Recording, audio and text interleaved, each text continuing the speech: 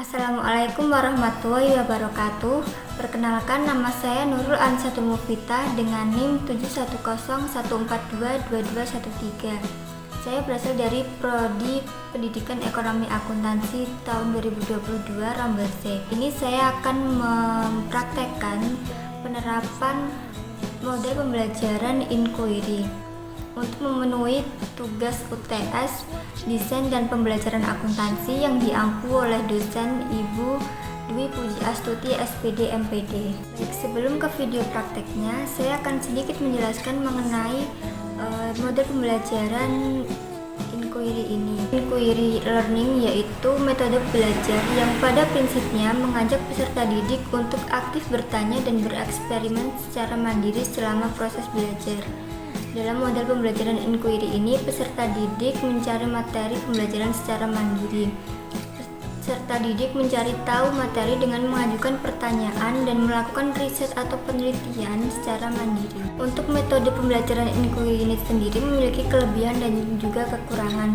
Untuk kelebihannya diantaranya yaitu membantu menggunakan daya ingat siswa dan mentransfernya pada situasi belajar.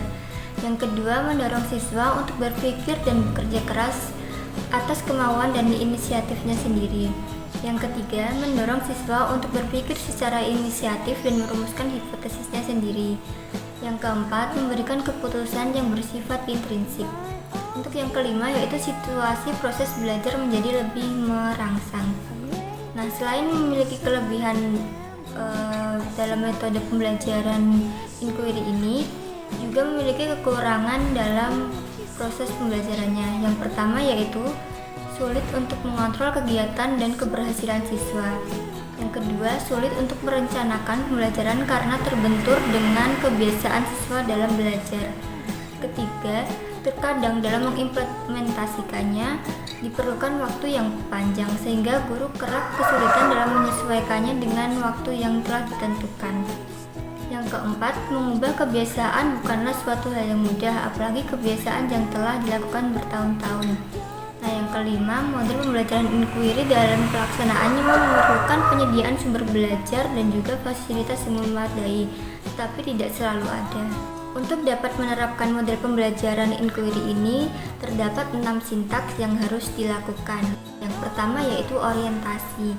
Langkah orientasi adalah langkah awal untuk membangun suasana pembelajaran yang responsif dengan cara menjelaskan topik yang akan dipelajari beserta tujuan dan hasil belajar yang dapat dicapai oleh siswa. Kemudian menjelaskan pokok-pokok kegiatan yang harus dilakukan siswa dan juga menjelaskan pentingnya topik pembelajaran dan kegiatan belajar. Untuk sintaks yang kedua yaitu merumuskan masalah. Merumuskan masalah adalah langkah untuk membawa siswa pada suatu persoalan yang mengandung teka-teki. Sebab masalah tersebut ada jawabannya dan siswa didorong untuk mencari jawaban yang tepat. Untuk sintaks yang ketiga yaitu merumuskan hipotesis. Salah satu cara yang dapat dilakukan guru untuk mengembangkan kemampuan menebak berhipotesis pada siswa adalah dengan mengadakan berbagai pertanyaan yang mendorong siswa untuk dapat merumuskan jawaban yang sementara. Untuk sintaks yang keempat yaitu mengumpulkan data. Mengumpulkan data adalah aktivitas mencari informasi untuk menguji hipotesis yang telah diajukan tadi. Untuk yang kelima adalah menguji hipotesis, yaitu proses menentukan jawaban yang dianggap diterima. Dan yang terakhir adalah merumuskan kesimpulan, yaitu proses mendeskripsikan temuan yang telah diperoleh dan hasil pengujian hipotesis. Selamat pagi anak-anak. Untuk pembelajaran pada pertemuan kali ini kita akan membahas mengenai indeks harga dan juga inflasi. Sebelum itu saya akan menyampaikan sedikit materi mengenai indeks harga dan juga inflasi. Pertama kita mulai dengan pengertian indeks harga terlebih dahulu ya. Untuk pengertian indeks harga yaitu suatu ukuran statistik untuk menyatakan perubahan-perubahan harga yang terjadi dari satu periode ke periode lainnya. Sedangkan inflasi yaitu kenaikan harga barang dan jasa secara umum dan terus-menerus dalam jangka waktu tertentu. Oke, itu tadi sedikit materi yang saya sampaikan mengenai materi pembelajaran yang akan kita bahas pada pertemuan kali ini yaitu mengenai indeks harga dan juga inflasi. Oke, sebelum itu saya akan mengajukan beberapa pertanyaan siapapun yang bisa menjawab silahkan angkat tangan. Pertanyaan yang pertama yaitu, apa saja dampak yang dapat terjadi jika terdapat suatu inflasi? Pertanyaan yang kedua, apa saja jenis-jenis dari indeks harga? Baik dari pemaparan materi yang saya sampaikan tadi, apakah ada yang ingin ditanyakan?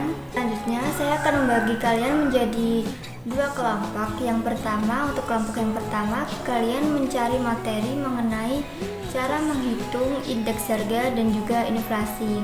Untuk kelompok 2, kalian bisa mencari materi penyebab terjadinya inflasi dan juga cara untuk mengatasi inflasi tersebut. Nah, setelah kalian melakukan diskusi, saya meminta untuk kalian membuat rumusan masalah sesuai dengan materi-materi yang telah kalian dapatkan sesuai dengan kelompoknya masing-masing. Setelah kalian membuat rumusan masalah, silahkan dengan masing-masing kelompoknya untuk mendiskusikan hasil dari rumusan masalah yang telah kalian buat tadi.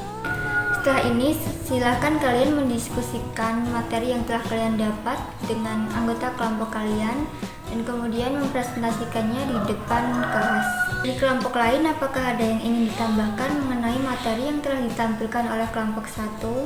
Yang lain, apakah ada yang ingin ditanyakan kepada kelompok 1? Dari hasil pemaparan materi yang telah kalian sampaikan dan juga diskusi yang telah kita lakukan tadi, apakah ada yang ingin menyimpulkan apa yang telah kita pelajari pada pagi hari ini?